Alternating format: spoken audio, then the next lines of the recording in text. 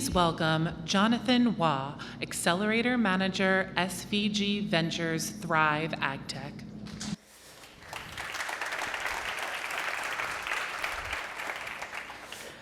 Good afternoon, everyone. How's everyone doing today?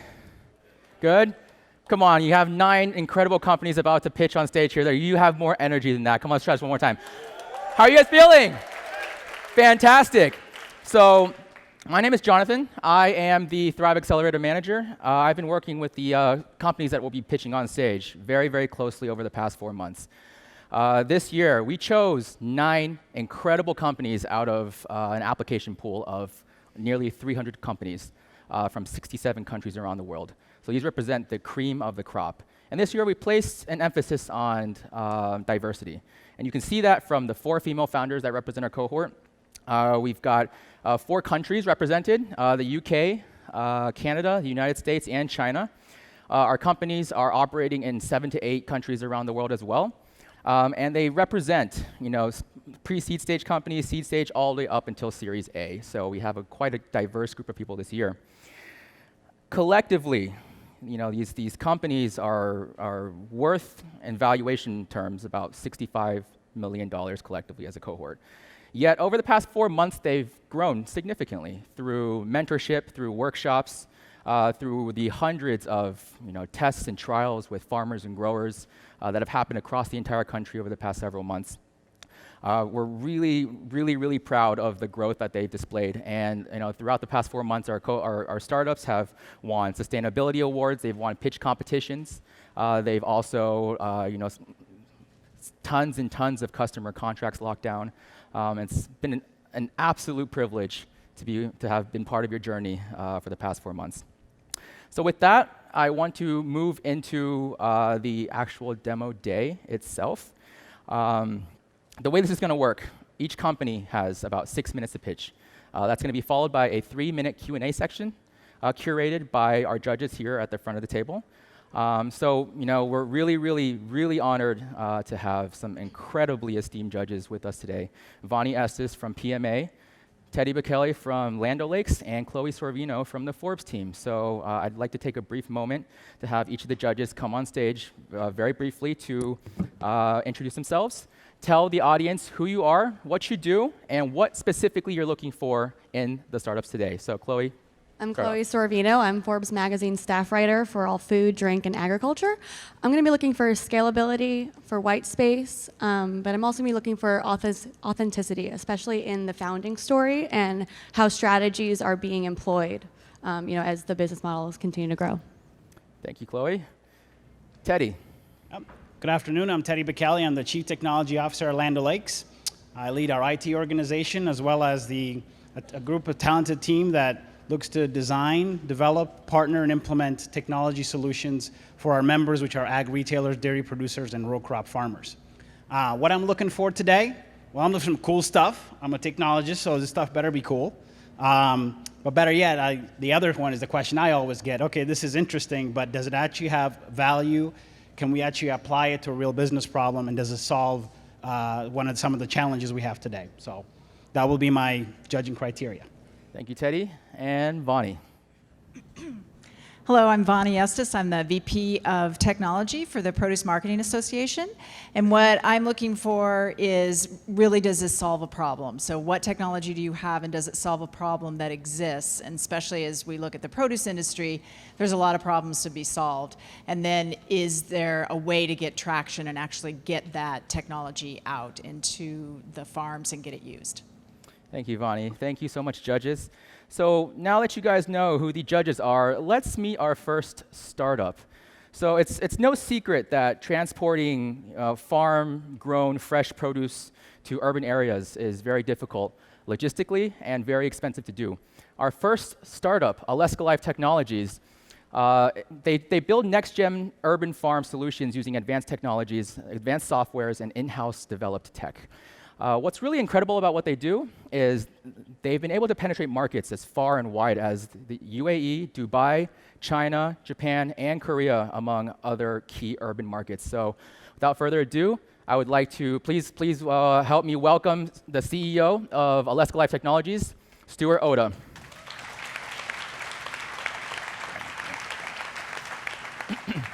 took all my lines.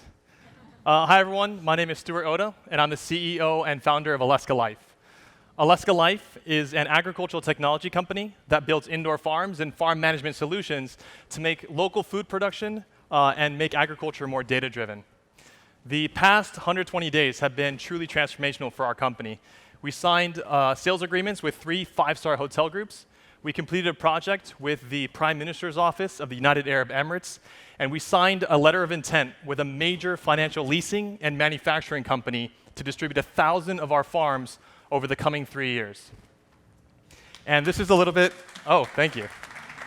And this is a little bit of a personal dream come true, but I had the opportunity to give a TED Talk on indoor farming at the TED World Theater in New York. So, thank you.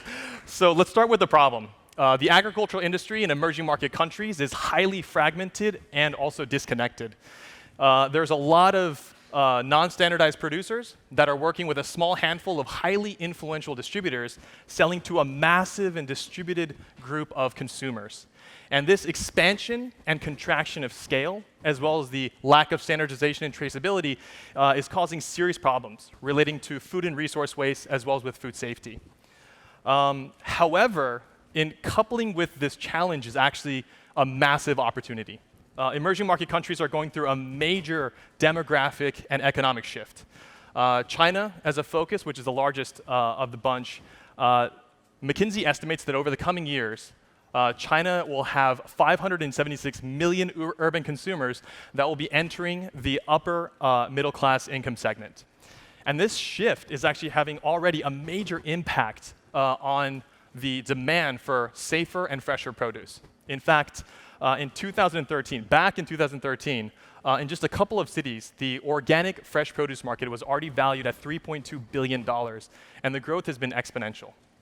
So in order to address some of the challenges of the industry, as well as to cater to this new and sophisticated consumer base, Alaska Life built and deployed resource-efficient indoor farms that produce the highest quality vegetables, all without the use of chemical pesticides, which was the #1 food safety concern for consumers in emerging market countries.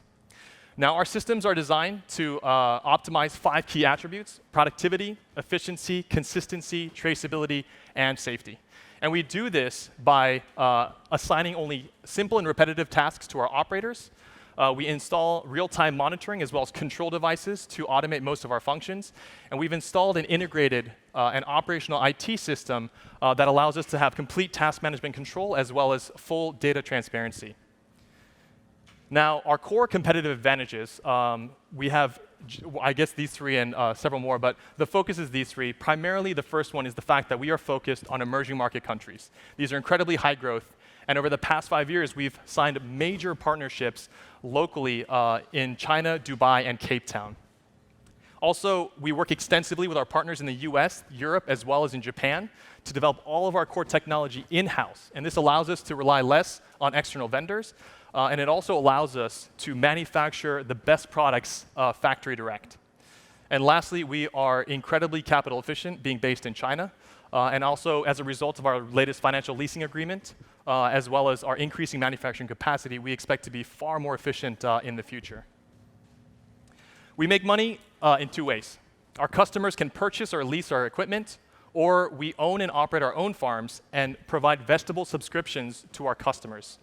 The larger scale food operators gravitate more towards leasing and purchasing our systems. The smaller scale hospitality establishments prefer more of our multi-year vegetable subscription agreements. And over the years, our commitment to high-quality fresh produce has allowed us to attract incredibly great customers. And we're one of the trusted tech providers and vegetable suppliers to some of the most reputable hotel groups. And we're working very closely with our regional partners in China, the Middle East, and Southern Africa to really expand the availability and access to our products. Now, over the years, we've been supported and sponsored generously by accelerator programs, including Thrive.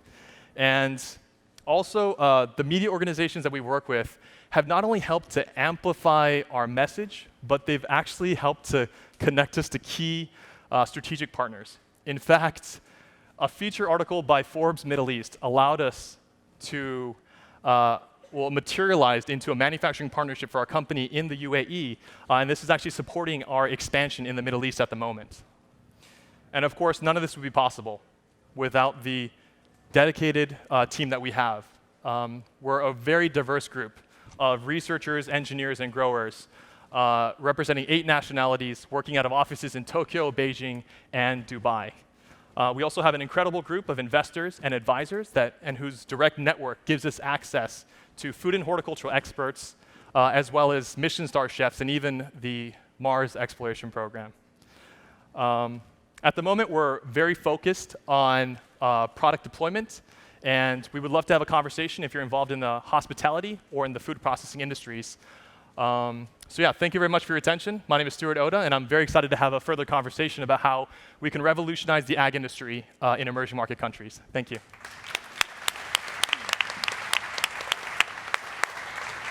All right. Judges, you have 3 minutes for questions. So, quick question, moving quickly. So you say that you're working on vegetables. So Yes. which vegetables have you grown, and which vegetables are you planning on growing? Sure. So they're all different by region. In China, we grow 26 varieties of microgreens, herbs, and leafy greens profitably. In the Middle East, our cost structures are different. So we're planning to grow 40 to 50 varieties. And in Cape Town, we are only focusing on high margin, low shelf life products. So we're focusing on 7 leafy green varieties. We've also grown strawberries, tomatoes, cucumbers, not commercially, but for research purposes. So one of the indoor farms are usually consume a lot of energy. So I'm sure you run into that challenge. How have you overcome that challenge? Yeah, so I mentioned that we work extensively with partners. One of the partners that we work with is a Belgian LED company. We work with them to actually design our own LED modules. And currently, our product is 5 times cheaper than a comparable product from Philips, and it has a 70% higher useful life and also a 10% higher PPFD output per wattage. And so we're really focusing on core components that reduce our electricity consumption and also reduces our labor intensity. So the tech is in-house. What protections do you have against, some of the bigger players like Bowery or others from coming in and doing a product like this? Yeah, so I'm in China, so I'm pretty realistic about IP protection. I would say for us, there's kind of 2 things. In terms of IP protection, if you think about in the US, it takes about 5 years for things to be published and approved. We're hoping that our pace of innovation will significantly outstrip that, and by the time it's approved, it's obsolete. So one is speed of innovation is one thing that we're working on. The other thing to protect ourselves is partnerships. So we work with government-backed entities. We work directly with the government. We work with very reputable individuals that help to kind of shield us from some of the challenges that we may face relating to individuals taking our IP. Final question. So you're saying you lease the equipment, sell the equipment, as well as run your own indoor farms, right? Yes. So do you feel like you're stretching yourself thin by doing so versus product versus service type of deal? Yeah, maybe opportunistically. In the Middle East, we have opportunities to work with pretty reputable and large-scale companies, and the profitability of the vegetables is far higher than the equipment. So in South Africa, as well as in Saudi Arabia, as in the UAE, we want to hold up to 300 of our own farms because we can drive a significantly higher margin. In China, we're working with our distribution and manufacturing partner to actually sell the systems where the profitability is significantly lower. So if we can be essentially piggybacking on some of the government contracts, which are low margin but large scale, it allows us to essentially translate the cost benefits of that scale to other markets, but allows us to have a much higher return on investment. All right, big round of applause for Stuart.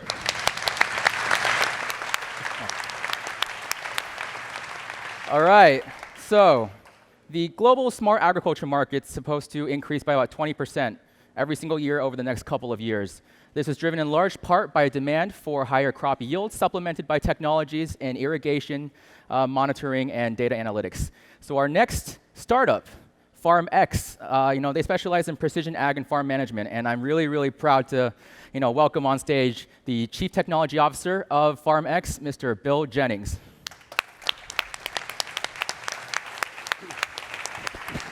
Good afternoon. My name is Bill Jennings. I want to share a little bit about Farmx. We've been established for about 4 years. We've been in production and actually have fields deployed across California for 2 years. And with that, we've been able to do quite a bit. Our goal is to increase the profitability of our growers, our farmers, our customers, so that they can actually pour more and be more effective at growing food. We do that by increasing the yield by about 5% over their permanent crops and reducing their operational expense by about 10% for an overall profit increase of 15% annually. We offer really 3 services. The product actually goes to market with 3 different tiers of services. The initial tier is a monitoring service that pulls third-party data from NOAA, the Weather Grid, CEMIS, IBM's Weather Underground, with satellite imaging and drone imaging and fixed-wing imaging. And from that, they can actually monitor the health and success of their crops. Most of our growers upgrade to the next tier of service, which is a monitoring service, which also includes in-ground sensors, the highest granularity of in-ground sensors in the market. We have a sensor about every 5 acres that monitor the health of the plant, the water pressure of the plant, and the irrigation, the soil of the plant. And with that, we have models that actually help you save irrigation expense, electricity, and other factors, as well as increase the yields by increasing the distribution uniformity of your irrigation. And lastly, some of our customers have upgraded to what we call our yield management service. We've been able to forecast with accuracy very high, as much as 3 to 4 months before actually the harvest event itself. And from that, they can do a much better plan and resource planning for harvest. They actually know who they have to hire for harvesting. They know how to set up the supply chain for the sales. And they also can optimize their growing practices to ensure that they have really the best results possible for the year based on this early information. And we also, with that last tier of service, that higher tier of service, we control directly the irrigation through pump management, the variable frequency drives, or standard pumps. And with that, we reduce the labor expense and also further increase their profits from that.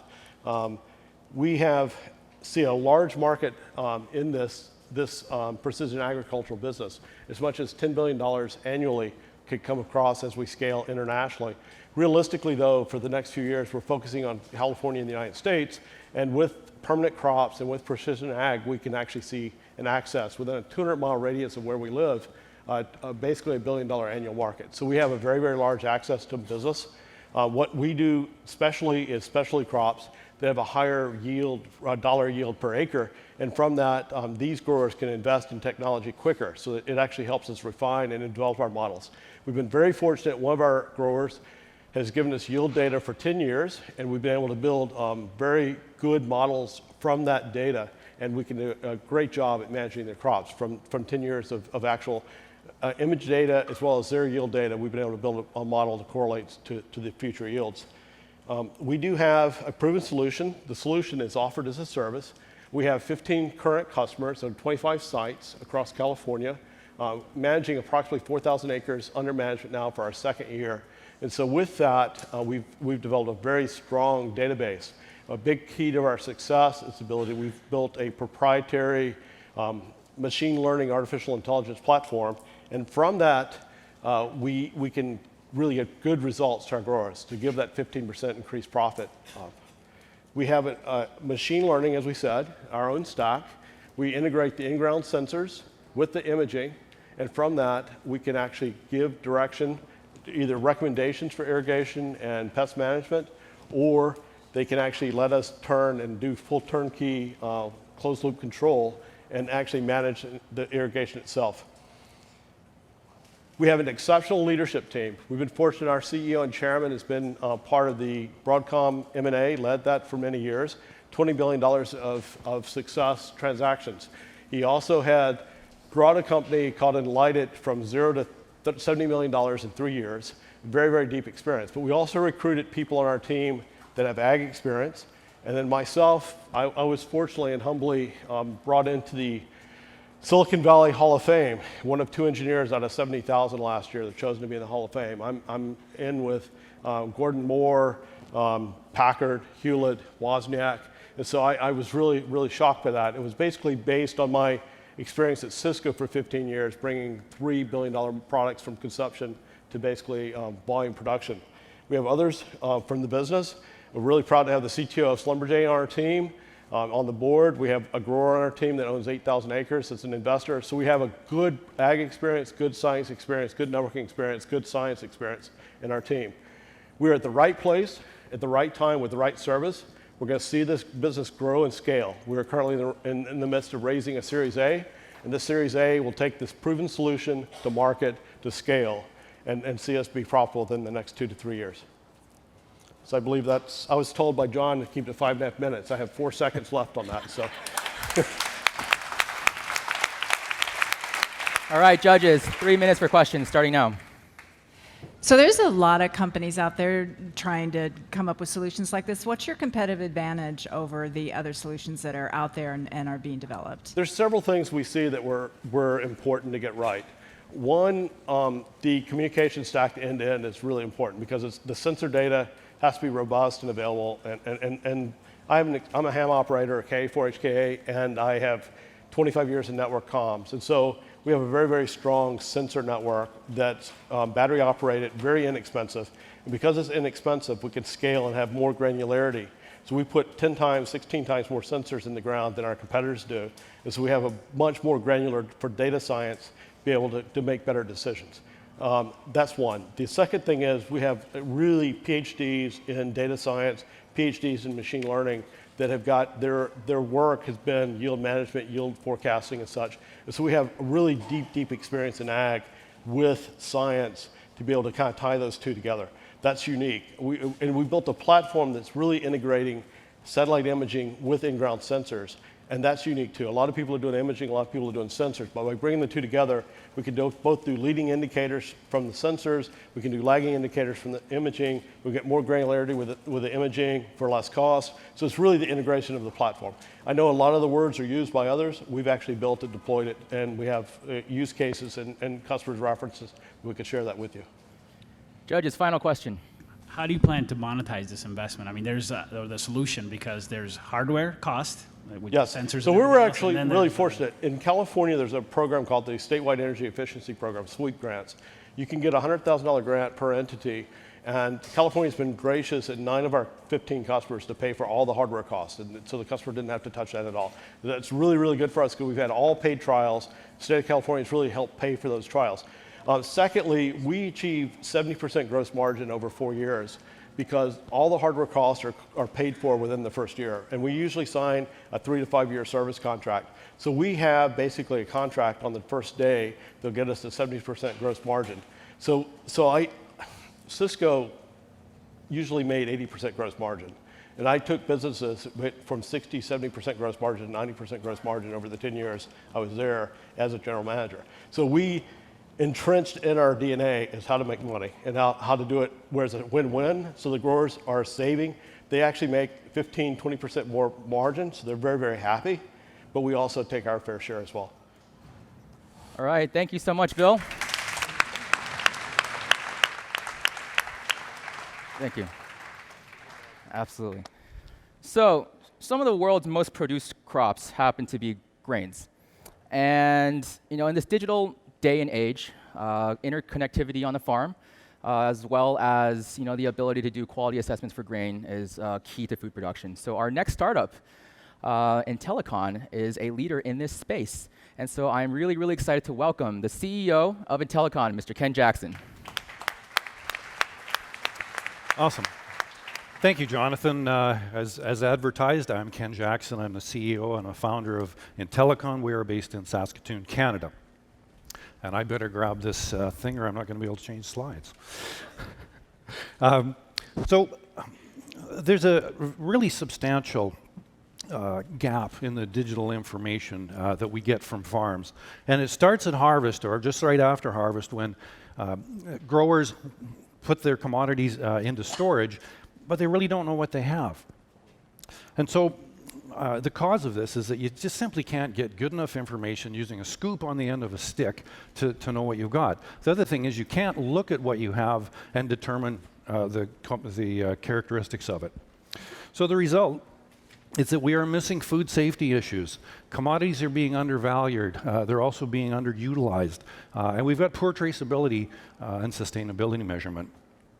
So Intellicon is developing a product called InGrain, which does commodity sampling, digitization, and analytics. A major component of the product goes on the end of a grain auger or on a conveyor. It takes lots and lots of little samples automatically. It digitizes the information and shoots it all up to the cloud, where it creates a digital twin of what is the commodity that's stored in the bin. So the whole system is run by an app on a phone or a smart tablet. So in real time, we are able to do commodity characteristics determination as well as food security risk management. So I started the development of this product 9 years ago. Intellicon acquired the technology, and we're planning on launching the first version of the product later this year. So the benefit to the producer, who's our primary target market, is about a 3 to 5% revenue increase on an annual basis. This is also about a 6 to 8x return investment on their about $1 an acre annual cost of using the product. And where they get the return is by having better information to negotiate a sale. A recent example was a farmer who had their wheat graded as a 2 visually, but it was analyzed and it had good protein. The difference in value on a single sale was over $500,000. So the other beneficiaries, though, in the food chain are multiple companies. Everybody benefits by having more accurate, more real-time information. As well, traceability and sustainability measurement are also improved. So we're estimating a $3.2 billion attainable market, addressable market, in Canada, the United States, and Australia. And that's driven by that top 10%, or about 220,000 growers, substantial-sized producers. There are, on top of that, global markets as well. So far, we have established distribution with a number of large retailers and partner companies in the ag space.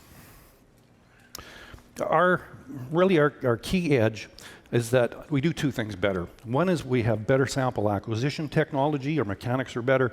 But secondly, the thing that we do that no one else does is that we digitize in real time and send that data up into the cloud. And we've got some very substantial and broad intellectual property around both of those things.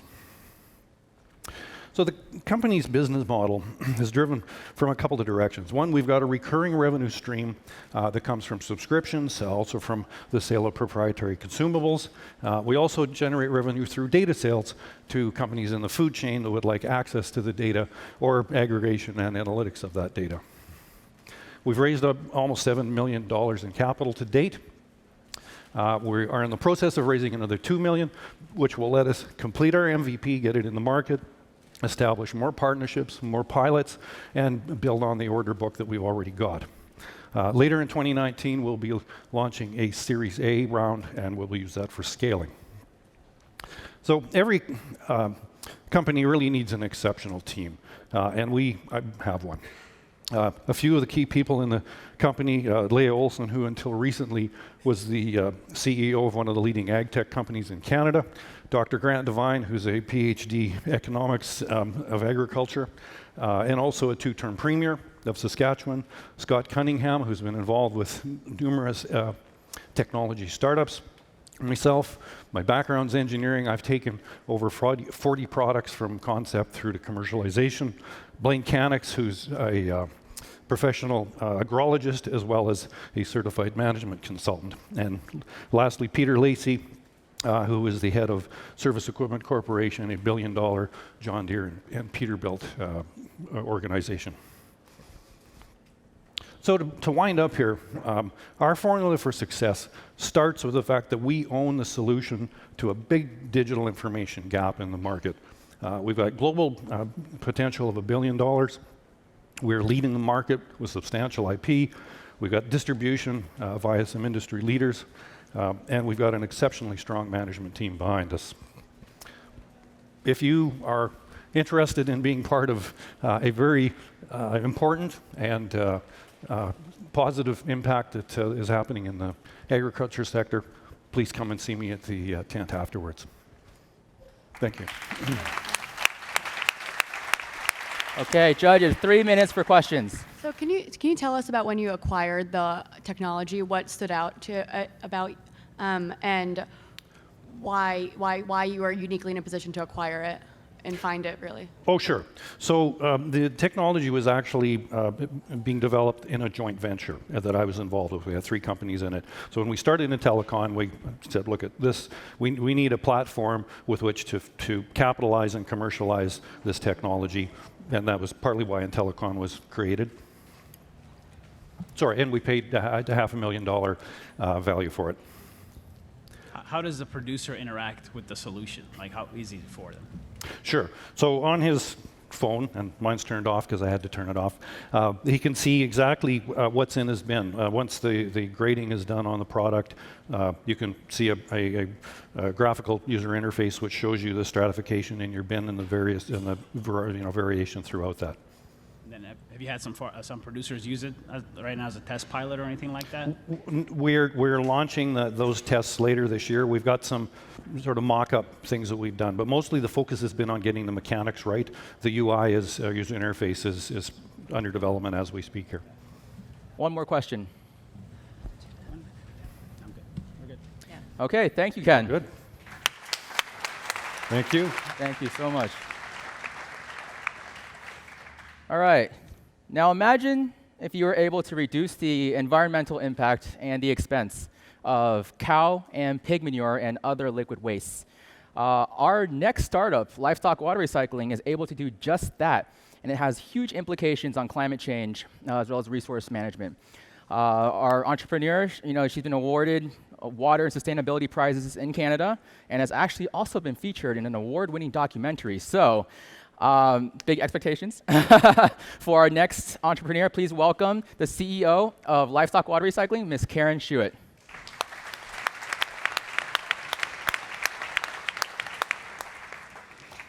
Thank you, Jonathan.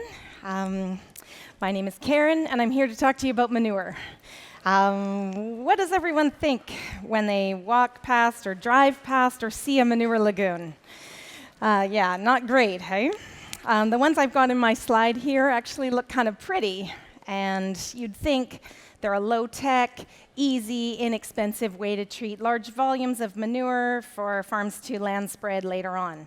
But for the farms actually living in the middle of that manure lagoon area, they are expensive, time-consuming, unpleasant, and difficult. And that's where we come in. My co-founder and I have worked together for 20 years in water treatment based in the oil and gas industry. We have worked from the underground gas contamination at JFK Airport clear across the country to hexavalent chromium contamination in Hinckley, California. Based on that, when we saw manure lagoons, we thought they were amazing. Manure is natural, it's nature's fertilizer. It's healthy, it's regenerative for the soil, and when used properly, it's excellent for agriculture. And I don't wear a hazmat suit to work anymore.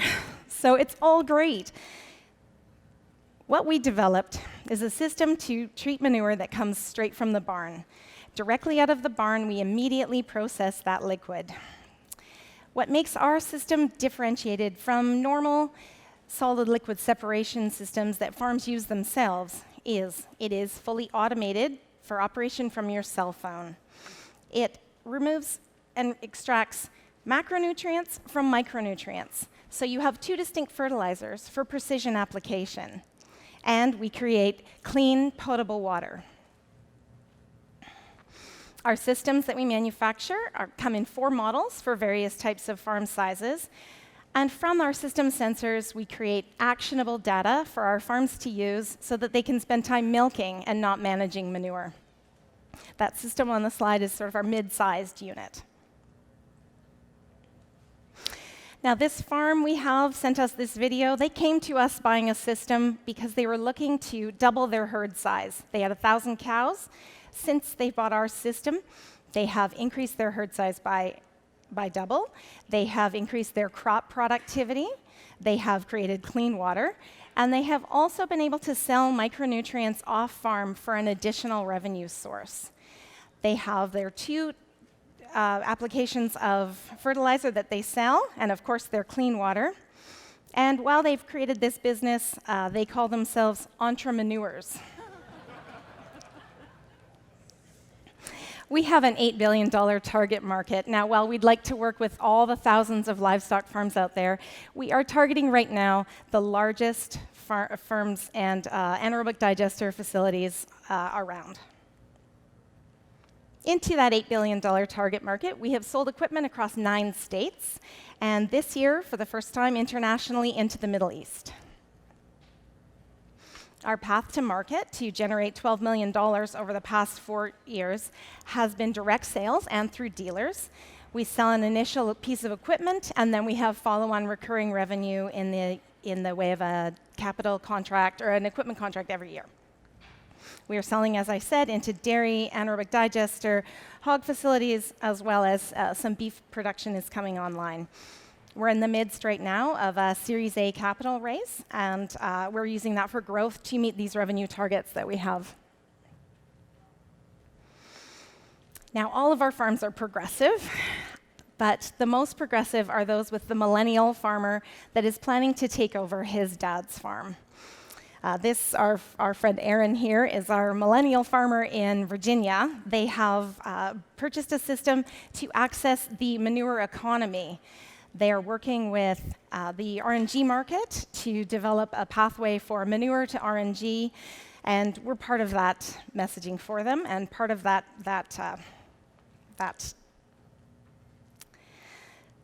Now, creating clean water from manure is very exciting, but what's most exciting for us is that we have an immediate solution for farms, for struggling farms, to access more revenue, more productivity, and spend less time treating manure. This year, our systems that are installed are going to recycle 1 billion gallons of manure, and we're looking for your help to make that 1 trillion. So please come see me at my booth. I've got lots more to say about manure. I can talk all day about it, so come and talk to me. Okay, judges, 3 minutes for questions. So it's a piece of equipment that goes right next to the farm. Yeah. And what size is it about? So we have 4 units that we manufacture, and they are various sizes for the size of the farm. We also can sell it into 2 distinct pieces. So if you just want to separate solids from liquids, you can start off with a small unit that's 14 by 10 feet, or you can go to a full-scale unit. The one I had on the slide is 14 feet by 40 feet. 20 to 40 feet on that, depending on the size. And so what's the magic? Like, what happens? Manure goes in and Well, fertilizer and water comes out. So, I mean, it's a chemical-mechanical system. We use a biodegradable chemical, and that's part of our recurring revenue, is that sale of that chemistry. And then basically we are segregating particles. We're selectively segregating particles, taking macronutrients away from micronutrients so that the phosphorus and organics come out in the solid, and the liquid contains all the micronutrients. So that's the potassium, magnesium, calcium, ammonium. That's a selective particle chemical process. Then the mechanical process pulls all that out and creates the clean water on the end. thank you. How much of your sales model will be direct in the future versus distributors? And are you planning on facilitating that by having your own sales force? Yeah, so our growth capital is for a split of 40% direct sales force, 60% dealerships. Right now we have a distributor in California. We're doing direct sales into the Midwest. And we have a dealer in the Middle East, and we're just signing a contract with a dealer in the UK. Final question. What changes does a producer have to make on their farm, and then what challenges have you run into as they put this machine in? So to put the system in play, we have to do a very small number of infrastructure changes. Basically, we have to have an equalization tank to bring the manure in a way that we can consistently treat that. We have a predictive analytics program on our package that self-modulates so that we can detect differences in the manure, but we like a consistent stream of liquid and not manure today, no manure tomorrow sort of thing. So basically, just to get us manure consistently, the systems operate 24 hours a day, just like the cows do, so we want manure coming consistently, and We can put it in an enclosure on farm that you already have, or some people have put an enclosure up to do that. As far as difficulties getting the equipment installed, I think mainly it's around just that front end of getting your manure, changing it from just processing it through to a lagoon, dumping it in that way, to bringing it to an actual technology system. Thank you. Thank you, Karen.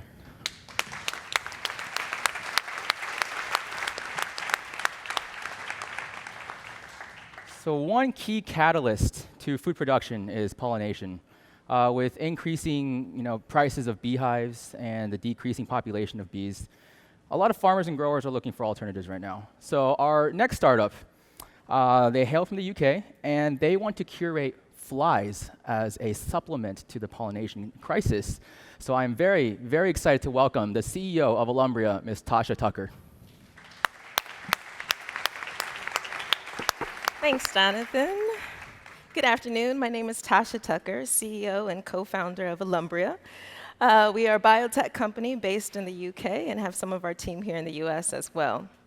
So, and definitely let me get the clicker. So by now we've all heard the problem the bees are having keeping up with the pollination demand of some of our most important crops. But to be honest, it's so much deeper than that. We've experienced a massive decline in insects overall. Add to that the fact that we have very unpredictable bloom seasons due to climate change weather, and it's a stew for insecure kind of food operation in the future. So one of the current solutions is to rent or purchase beehives throughout the bloom season that we know. In fact, almost every single commercial beehive in the US gets on the back of a truck to go out to California. Then they move them around from crop to crop to crop, and then send them back home at the end of the bloom season, almost completely depleted and devastated. Not only is the process expensive, it's damaging to the bee's health, and you can imagine all types of other problems that it can cause. So in the last 8 years, there's been a 5-fold increase in the price of the beehives. Add to that the fact that we're planting 5 times as many pollinator-dependent plants. So beekeepers are just not going to be able to keep up with this demand that we have in our food system. In fact, a lot of the farmers each year are paying $1.5 billion, and that's just in strawberries, cherries, and nuts for pollination services. So it's a critical, critical problem. And I mean, if we start to look at indoor farming, honeybees are not even an option. They just don't work in indoor growing. So how are we going to start to pollinate these produce that we have in an indoor setting? So our solution with Jonathan gave away the secret sauce, but to look at the kind of underrated underdog of the pollinating community, the humble hoverfly.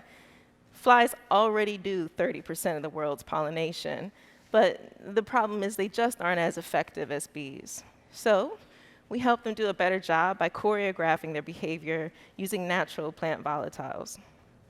So our system is 3 parts. We start off by using computer vision, machine learning, and sensors to provide the data to the farmer about their overall pollinators. This identifies the location and quantity of pollinators throughout your harvest. From then, we can bring in Olo Mist, which is our chemical release device. That is then distributed throughout an orchard so that we can target the pollinators specifically where they need to be on the bloom. A farmer simply controls the devices through a single user interface. And as an IoT system, we can embed all types of other information to give them a full, complete picture of pollinator health. So, this diagram represents the kind of movement of pollination throughout the bloom season. This is not just happening in the US, this is also happening in the UK and throughout other parts of Europe as well. But the good thing is our devices can kind of mimic these same systems. We pack up our devices at the end of the bloom season, move them on from crop to crop to crop. So for a grower, we get to optimize their harvest by having optimal pollination, more marketable fruit, better tasting fruit as well. And then we can also maximize the value that they're getting out of their existing pollination services. The fact that we're specifically looking at the insect to flower interactions, we can provide that more detailed information for a grower. So for example, one of our blueberry growers, high bush blueberry grower in Michigan, it's a subscription-based service model that we provide when they sign up for a 3-season contract. By having that optimal bloom, can increase their revenue by 160,000, 16% increase in their revenue. For us as a company, it's nice because we charge a grower $250 per acre per bloom season, again, being able to capitalize on a few different bloom seasons.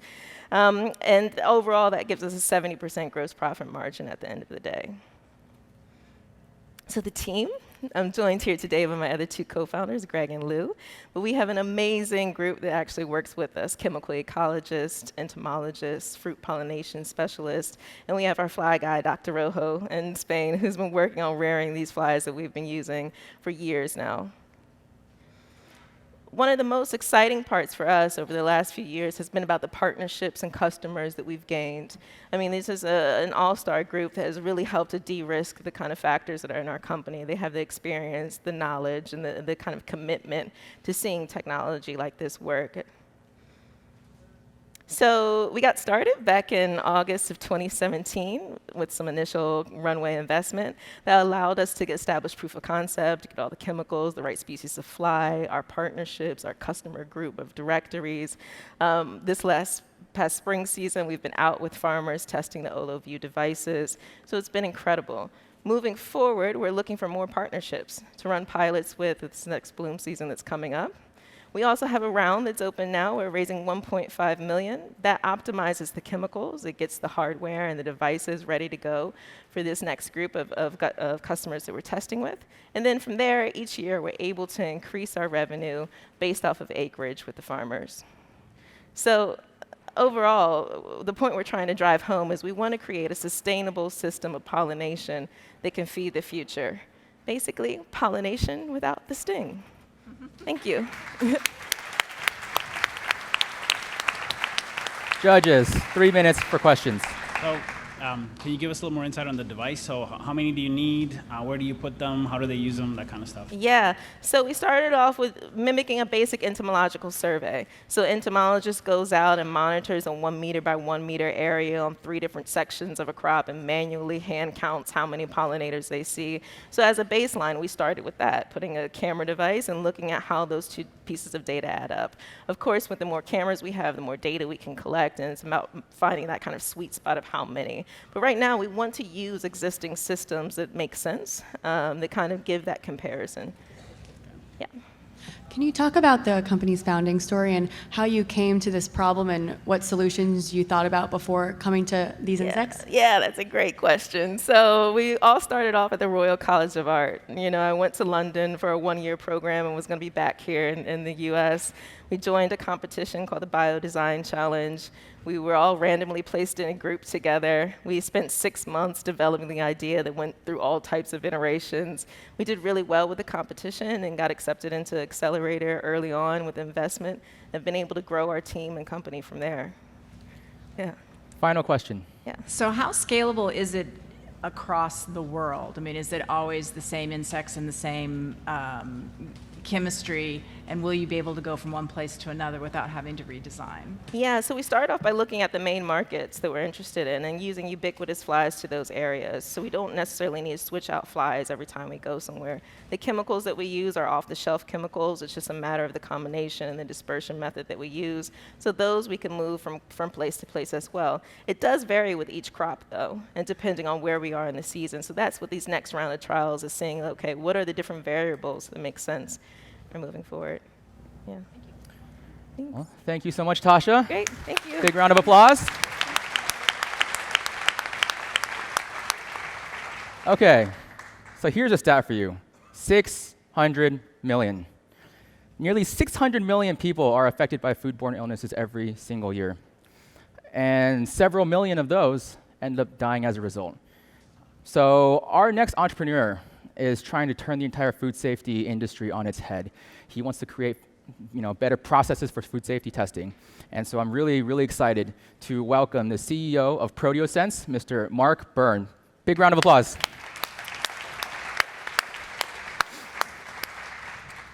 Thank you, Jonathan.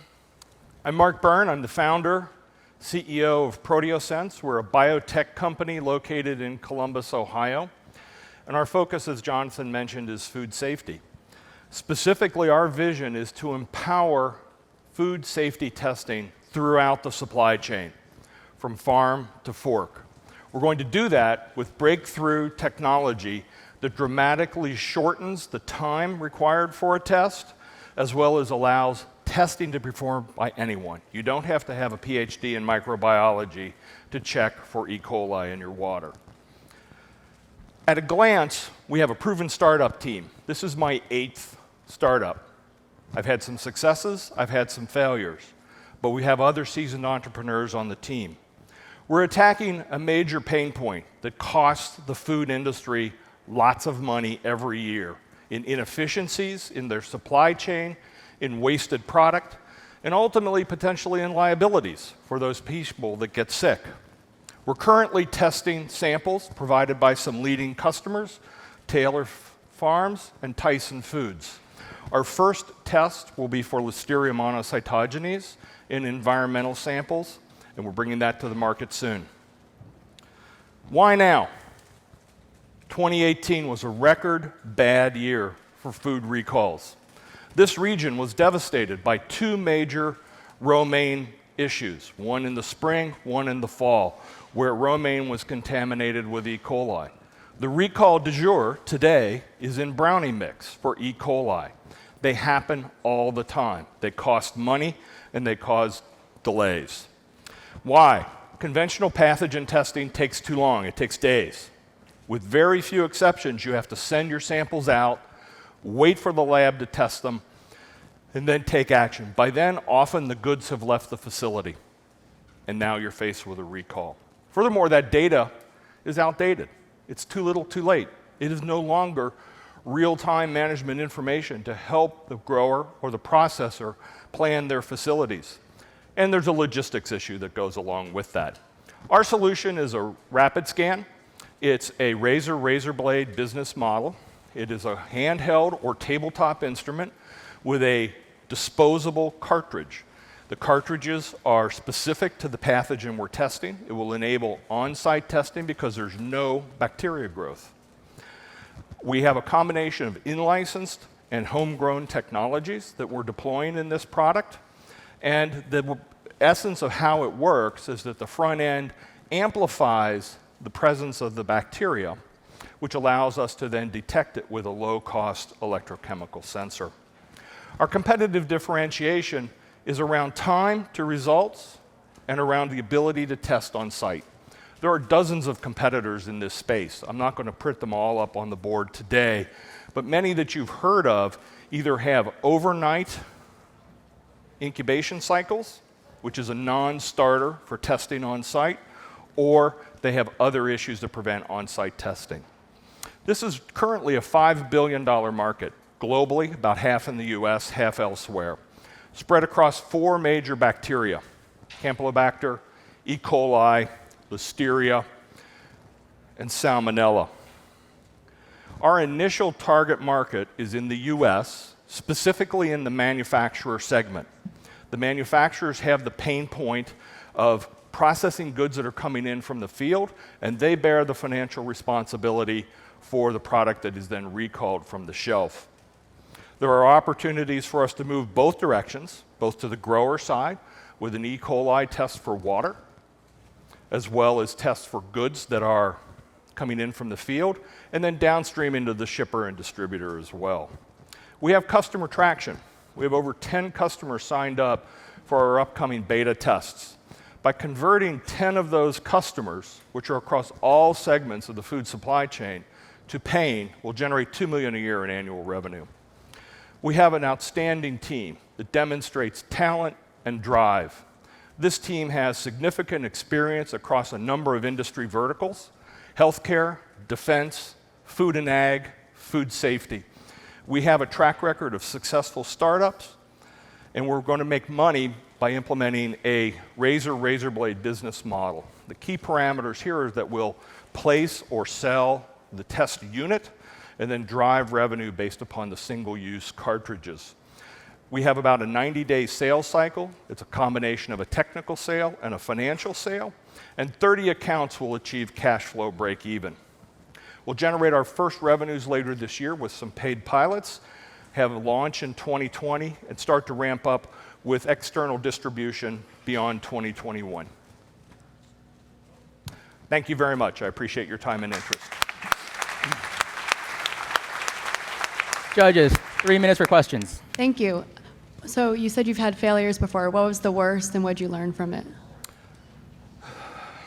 So probably the worst failure I had was a company, my first startup. It's a company called Cardio Energetics trying to develop an alternative to an artificial heart. It was founded by a cardiothoracic surgeon that did heart transplants, and I was a newbie CEO, so I didn't understand fully the scope of the issues that I would have to deal with, and one of those issues was we had an employee stealing from us. So we had some financial losses due to that employee theft. So what I had to learn was how to put in place proper financial controls so that that doesn't happen again. What's the biggest objection that you hear from potential customers, and how do you answer it? So I get 2 questions from potential customers. One is, what's the sensitivity and specificity? We're working on that. That's part of our test program now. We're currently projecting about a 90% sensitivity and 95% sensitivity, which is on par with current methods, and superior on specificity, meaning we'll have a lower false positive rate than current methods. And then the other question is financial. Every CFO is going to want to see a financial payback analysis, which we will do based upon their specific testing program and their methodologies. Final question. So with that in mind, who is the, you mentioned producers, you mentioned processors, you have some companies. What's the ideal customer for this? So for our initial release, which is an LM test for environmental samples, the ideal customer is someone that is processing a ready-to-eat food.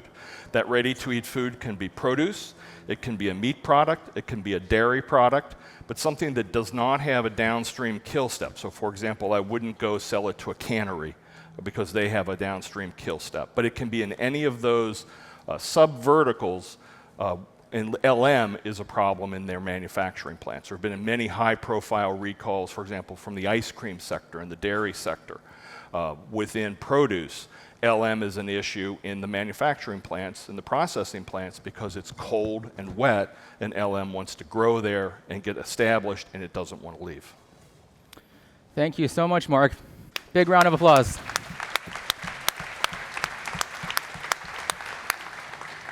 All right, so we just talked about food safety. Let's move on to another kind of key critical challenge that farmers and growers are facing today, which is labor. The availability of ag labor has decreased by more than 20% over the past decade and is continuing to decrease despite increased wages as well as a stabilizing job economy. And weeding in particular is a very kind of high manual labor exercise that is very costly and very inefficient. And so our next startup, TensorField Agriculture, is trying to tackle this problem with their autonomous robot solution. So I'm really, really excited to welcome the CEO of TensorField Agriculture, Mr. Xiang Cheng.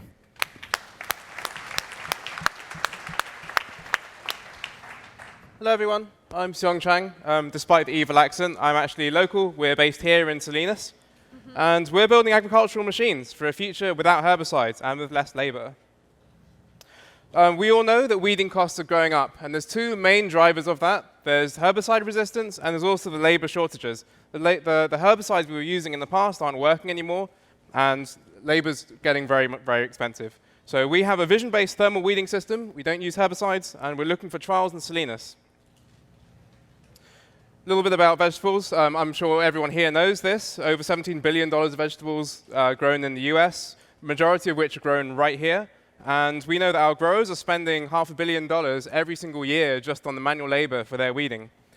Their labor shortage, so labor is increasing by 3 to 5% year on year, and large companies are projecting 30% less availability of labor over the next 5 years. There are current technology limitations, so existing machines that we have, they do break up the soil, and the herbicides that we have are becoming less and less effective for the herbicide-resistant strains of weeds that are coming out.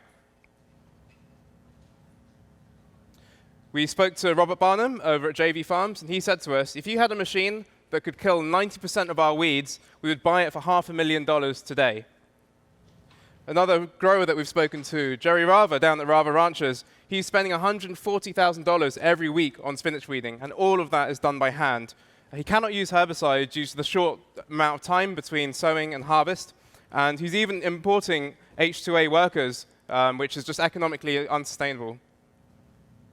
So our solution, we have a thermal non-contact weeding robot. This is one robot that has the same output as a 40-strong crew, and that represents a value to the customer of $1.2 million every year. We use the latest technology. We have deep learning and computer vision, and we're using the latest hardware for computer vision, where we've developed in-house all of our software that accurately detects lettuce and weeds, even with partial visual occlusion, as you can see over there.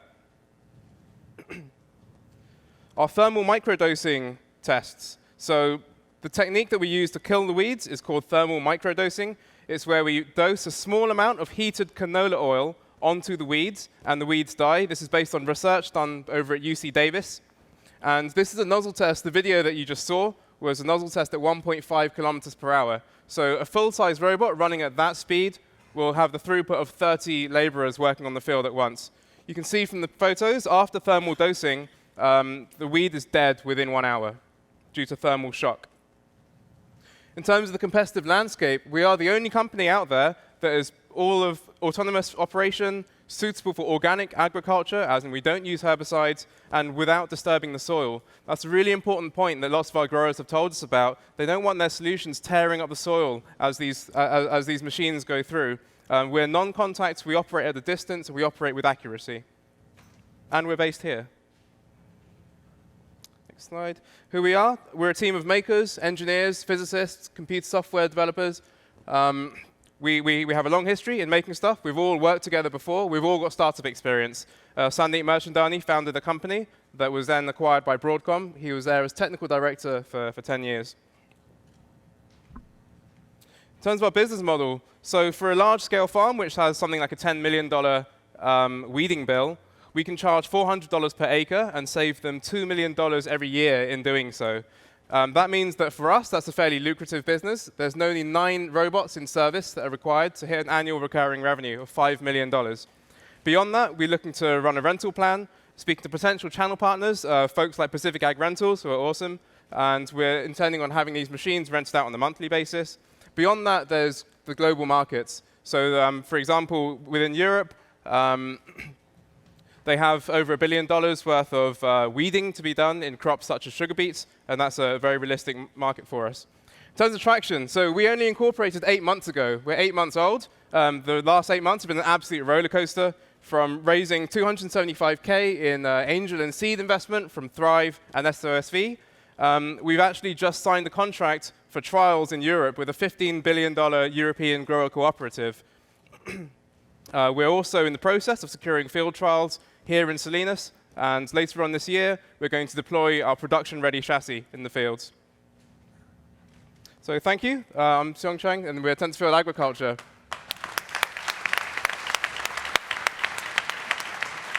Judges, 3 minutes for questions, starting now. So lots of things going on with that equipment. How reliable is it? How have you found it to be? And then what happens when it breaks down? Sure. So initially, we're going to have a human operator actually working with the equipment. We found that with the reduction of labor from a 40-person crew down to just having 1 person who is skilled to operate the robot, that's already knocking 39 laborers out of the equation, where there just aren't people on the ground anymore to come and do these tasks. So we'll have 1 person on the field, and they'll be able to service anything with the robot. What's the biggest thing you worry about in regards to scale-up of the company? Got scale up for the company. Wow.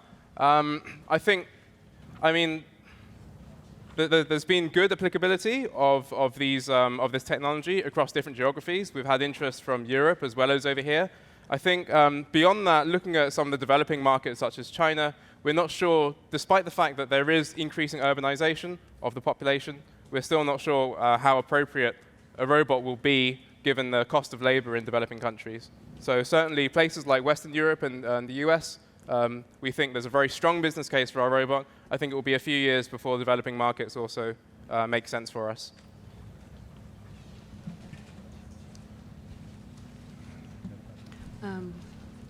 So can you talk to us a little bit about how you came to this technology specifically, and why it was built? Sure. Well, in terms of the kill step. The kill step is heated canola oil. There are trials that were done by UC Davis back in 2012. They were successfully trialed in tomato fields. It was funded by the Tomato Institute. And what really jumped out at us by looking at that research was that it was 100% effective for the weeds that the oil managed to hit. So what was the missing step there? Why didn't they just commercialize that technology? Well, back then, they didn't have the ability to accurately determine what was a crop and what was a weed with the same level of precision and the same speed that we can do it today. So today, with our in-house built software, we have this thing processing 200 images every second per camera. And that's why one of our nozzles can shoot out, it can kill 20 weeds per second at the speeds that we're running at. And so that's why we think now is the time to incorporate both that technology, which was discovered, the thermal dosing, and use the latest technology that we have in being able to detect very accurately where the weeds are in the field. The combination of those two together, and obviously the labor pressures that all of us are facing, means that this is really the right time for this technology. Any final question? Yeah, just a quick question on the computer vision recognizing the weeds. So the video showed us soil and then the weed. What happens if there's actually crops? Does it do a good job recognizing it? And have you had any issues of it killing a crop, actually? Yeah, so we can look at that video again later on if you like. So that was actually showing lettuces sparsely planted with some weeds in between. So there were green and blue boxes there. That was actually the worst case scenario. That was an early video that we took where it's just someone's cell phone. And the reason that we took it on a cell phone was to try and replicate as bad a situation as possible, where you don't have controlled lighting like the previous generation of machines, where you've got different soils, different lighting conditions, different kinds of angles, different sizes of crops, and our algorithm is still able to accurately detect, hey, that's a lettuce and that's a weed, so you're a goner. Well, thank you so much, Xiong. Give a big round of applause. Yeah.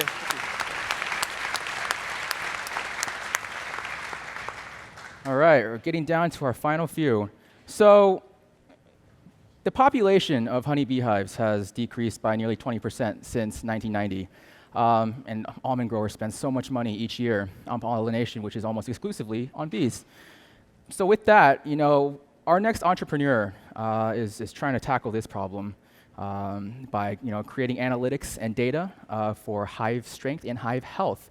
And the entrepreneur is a familiar name in the space, so I'm really excited to introduce to you the CEO of the B Corp, Miss Ellie Sims. Jonathan. Good afternoon. Ellie Sims, CEO of the B Corp. And for growers that rent beehives to pollinate a third of the food we eat, we offer infrared image analysis technology that allows growers to measure pollination contract value and drive decisions to protect yield, which currently uses over 47 million hives globally for pollination. Based on our pricing model, this is a $4.2 billion bottom-up opportunity for our product. And our growers want to optimize this input now, because prices for growers to rent bees have skyrocketed and are expected to continue to rise. For almond growers in particular, it can be the second highest input cost for their crop, meaning it's more expensive than irrigation, more expensive than harvest, and almost as much as both of those combined. The hives are priced based on the size of the colony inside the hive, which is currently determined through manual inspections. In these inspections, a third party comes out and tries to estimate how many bees he sees inside by opening the hives. These are inaccurate, meaning growers are not getting a true estimate of pollination prices. They're slow and expensive, meaning growers can only afford to sample a small percentage of their hives, and they're invasive. So it takes that hive about 2 to 3 days to start pollinating effectively again after an inspection. That can be a big window when some almond varieties might only be available for bloom for as little as 4 days. Our company is replacing manual inspections using infrared imagery to calculate the size of the colony inside the hive, built with our database of over 40 million records. Now, this is 93% faster than manual inspections, non-invasive, and more accurate because it's based on objective data and our algorithms. The images are captured with a camera that attaches to the back of any smartphone that we source through a hardware partner, and the colony size is reported back to the grower in an app and a report. But a grower can't simply buy an infrared camera to get the same value. Here's the same hive captured 8 hours apart, which visually looks like different size hives based on the light intensity you're seeing in the images. Our algorithm is needed to incorporate the complex ambient conditions that result in these differences and is key to our accuracy. And we're the team to launch this product and do this. We all have analysis experience and have been studying the thermal dynamics in beehives for the last few years. Studying this over diverse seasons and weather patterns has been key to our accuracy and has allowed us to build proprietary insight into those complex thermodynamics in hives. We also know this market well. My co-founder Wyatt and I started this company as beekeepers ourselves, and Jordan comes to us after working on similar image recognition software problems at Amazon. We have a great team of board and advisory board members that give us key expertise and advice on our business model. We've recently added a leading USDA researcher and using hive technology to that team. We launched our product in the almond market in California, where 80% of the world's almonds are grown here. We chose that market because of its geographic density, where we can drive the entire market in about 4 hours, and because they're currently renting about 75% of the country's hives. With our pricing model, that's a $26 million initial market opportunity for our product, and we're active there today. We did paid pilots this February with a great group of almond growers, where about half of those contracts came from just one successful industry trade show. Some of those growers include a board member at the Blue Diamond Growers, board members at the Almond Board of California, and the second largest grower in the state. Now, we have a direct sales approach with our customers, and we looked back at all that time we spent hustling, cold calling, and emailing, and working with our channel partners. And we only spent 30 minutes per closed deal. So we absolutely can scale this sales strategy. Our current customers are also giving us valuable insight on how our product goes beyond manual inspections. Because we're 93% faster and growers can sample all of their hives, they want to be able to price per beehive, which will allow beekeepers and incentivize them to send the strongest hives for pollination and allow growers to stop paying for dead hives. Because we can sample in colder weather conditions, growers have been able to replace dead hives in time for pollination for the first time ever. And with our data, over time, growers can optimize how they're distributing hives throughout the orchard. Our customers have been key to giving us insight on the pricing model that works for their operation. So we currently do tiered-based pricing based on the number of images taken on the hives. And it comes out to about average contract sizes of about $6,000 based on our current customers today. Now, we include the camera in that pricing, but it only takes about 5 minutes of image capture to pay off that camera. And we're not stopping in the almond market. We're currently working on bringing on commercial beekeepers who want this technology to reduce their labor costs to get those hives ready for pollination and to be able to prove to their growers the true value of their services to help them retain and get new contracts. They're also an efficient market entry point to our next crop markets, which will be cherries, followed by blueberries and almonds, expanding internationally into almonds in 2023, but eventually reaching all those pollination markets globally. Now, we're raising a round later this year, pending final news on our SBIR, National Science Foundation Phase 2 grant. But we're very excited to interact with all of you guys here that might work in the industries we're active in and see how we can work together. I want to just close by saying those manual inspections are truly the only way almond growers are measuring pollination contracts. So with our technology, we can grow and scale very quickly. Thank you, guys, and I'm excited for questions. Judges, 3 minutes for questions starting now. Do you have any competitors in this space, and who would you say is your biggest competitor, and why are you better? Our direct competitor are those manual inspectors that are offering the third-party solutions. And that's not insignificant. That is the current status quo. So any new technology company has to be better to break into the space. So compared to those manual inspectors, we are, instead of in minutes per hive on an inspection, we're seconds. We're cheaper per hive on a per hive basis, and we don't rely on an eyeball estimate. It's more accurate based on the objective data.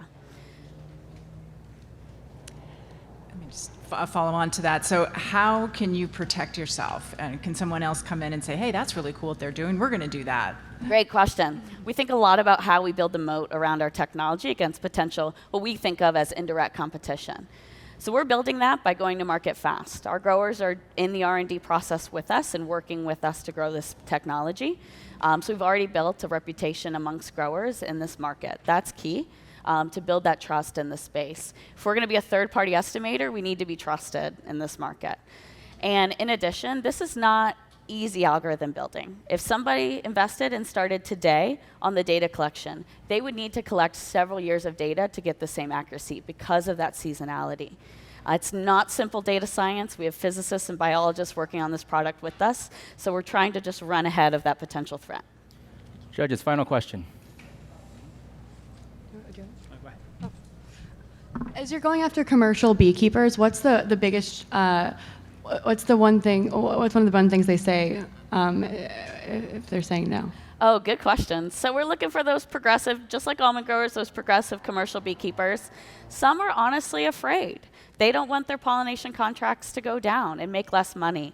But we have been able to find commercial beekeepers that know they are quality beekeepers and probably deserve better contracts and more money. And so we're just finding those. We'll start with those early adopters and bring the industry forward. In addition, since we're working with their customers, their growers are demanding this. So they're going to have to come on board when this is how they're being measured on their pollination contract. So approaching it in a couple different ways there from that market push. Thank you so much, Ellie. Thanks, Jonathan. Thank you, guys.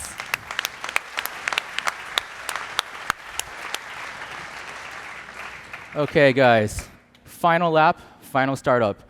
So 70% of the world's kind of water is being used for, or water withdrawal is actually being used for agriculture. So it's really important to have clean and safe groundwater systems in place to make sure that this water is being used effectively. So I am really, really excited to introduce our final startup of the day. So please give a big round of applause to the CEO of Intel, Ms. Marion Singer.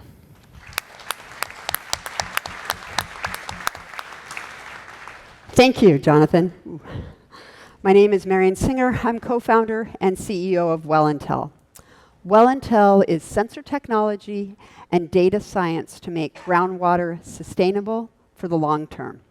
We're headquartered in Milwaukee, Wisconsin, so I'm super excited to be here for this next couple of days. I just want to check. Good.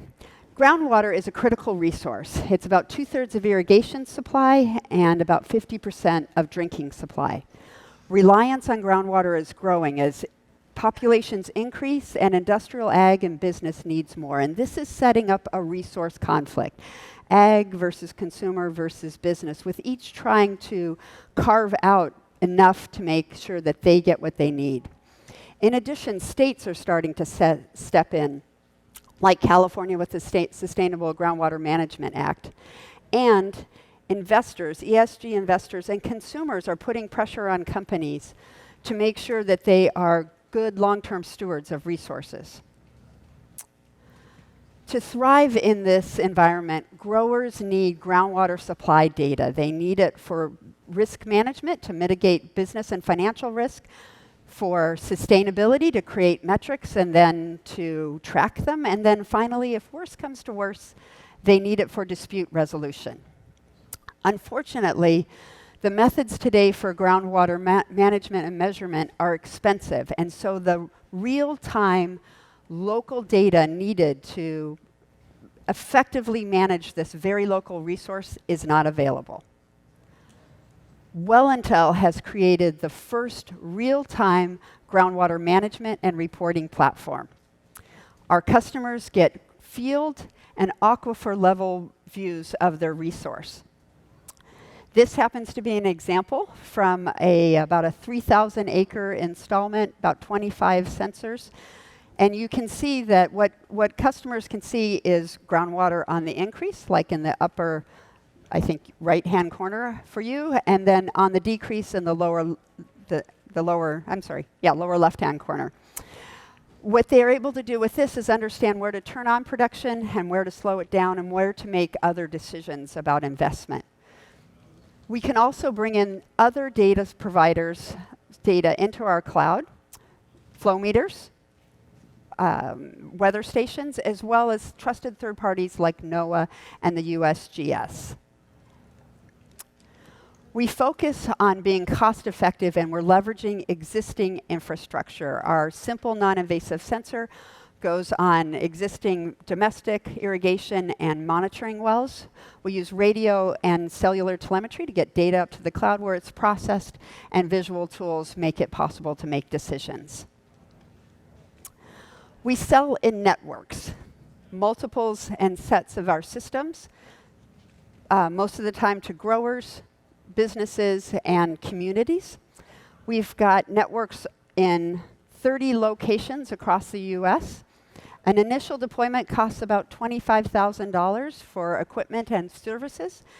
Our customer lifetime value we estimate to be about $40,000.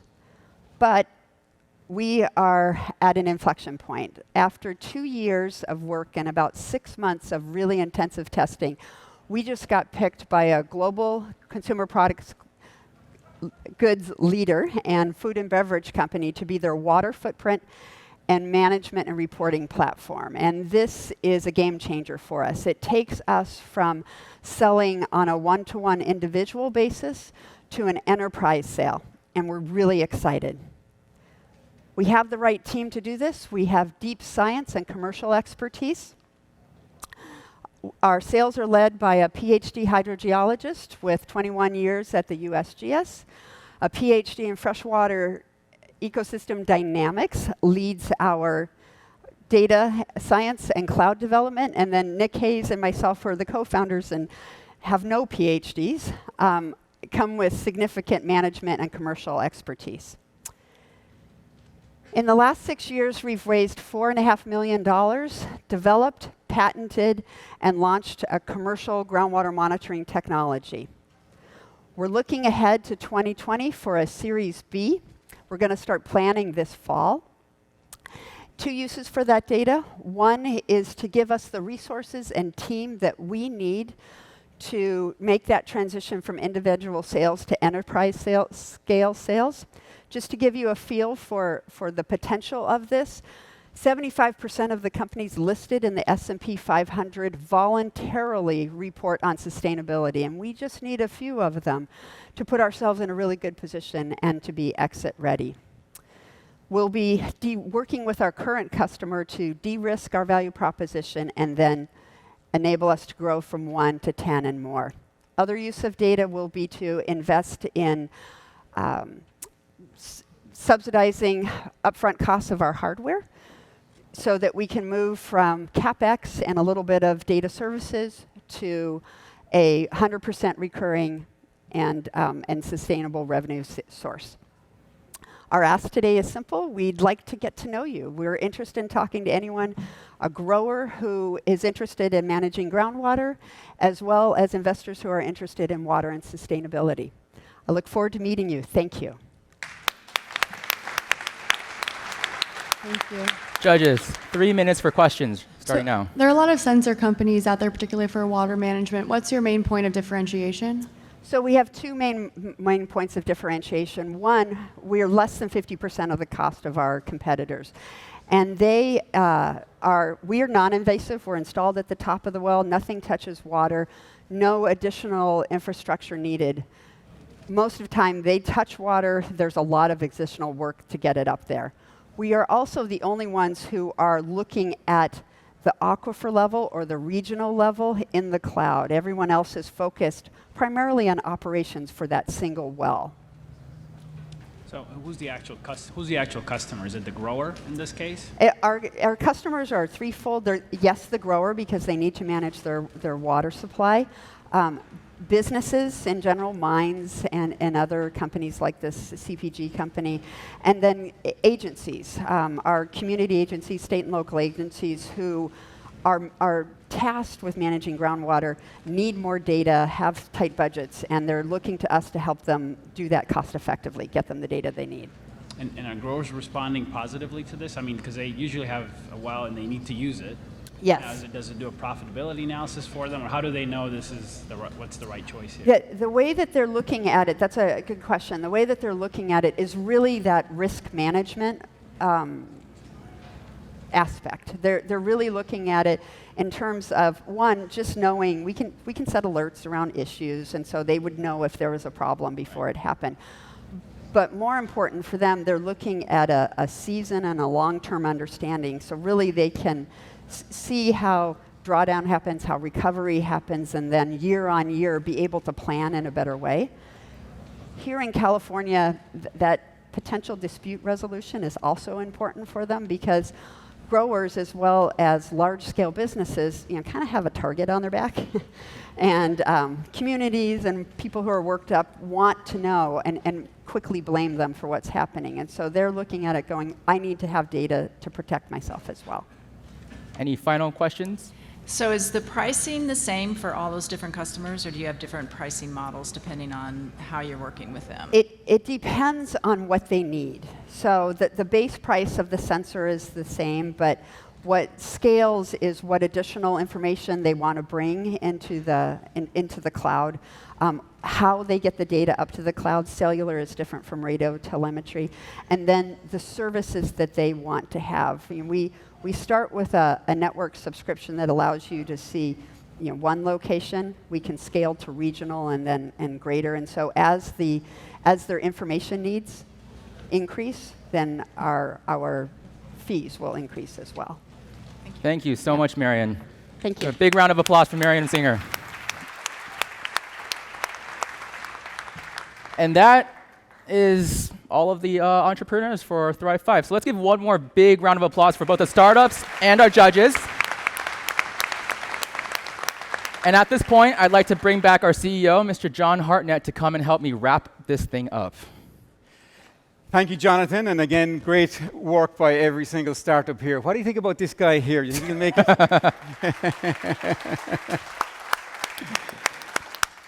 You were so nervous coming up here. Yeah. It's a big crowd. Just wanted to wrap things up here. So we're going to bring up all the companies. They've graduated the Thrive Accelerator after 4 months, and I think they all did a superb job. Tomorrow at 11:20, we're going to announce the winners. We are going to have 3 winners. We're going to have number 1 from sustainability, number 1 from food safety, and then an overall innovation award. So come here at 11:20 if you want to try and see who's going to get the big check and the awards. So we are going to talk a little bit about the future. We've obviously gone through this whole program. We have done the same and will be doing the same in the Midwest in Indianapolis.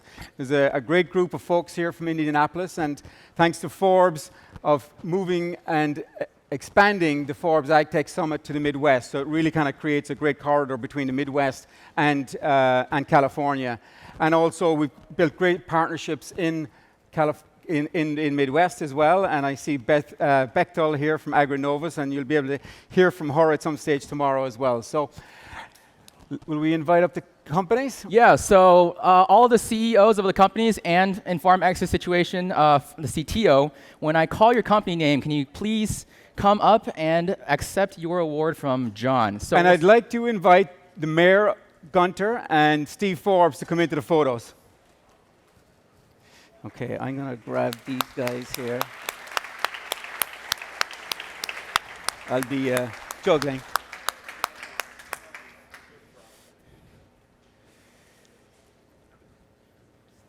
Thank you, Mayor Gunter. Appreciate it. Steve, thank you. All right, Okay, Alaska Life. You can hand them to the company. Congratulations. Congratulations. Okay. Do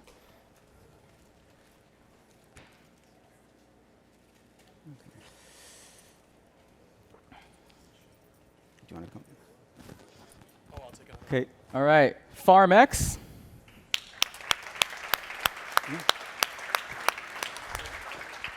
Thank you. Congratulations.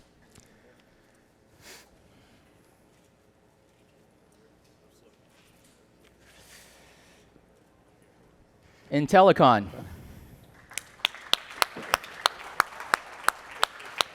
Okay, congratulations. Thank you.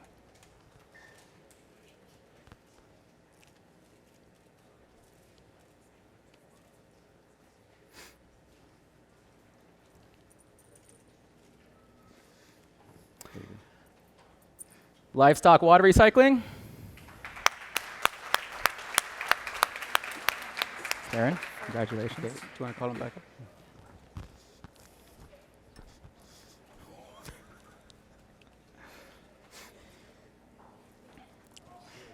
Well done. Protosense. Well done, Karen. Congratulations, Mark.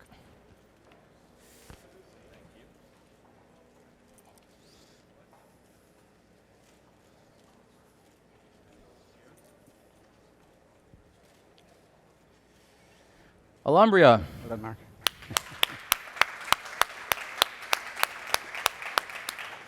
Congratulations.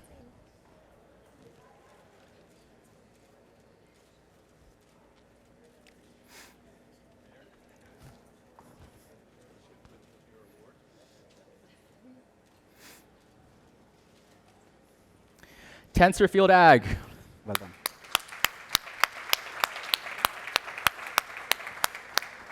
Congratulations, Sean.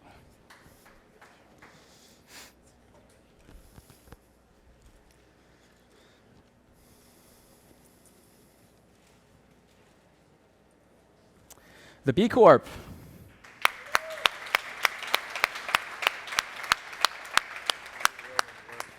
Congratulations, Ellie. Thank you. Thank you so much. Appreciate it. Thank you. Should we get a picture in a minute? Thank you. Thanks, guys. And finally, Well Intel.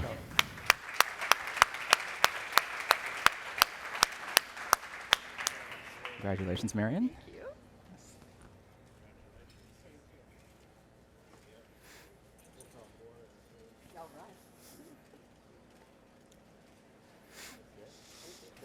Well done.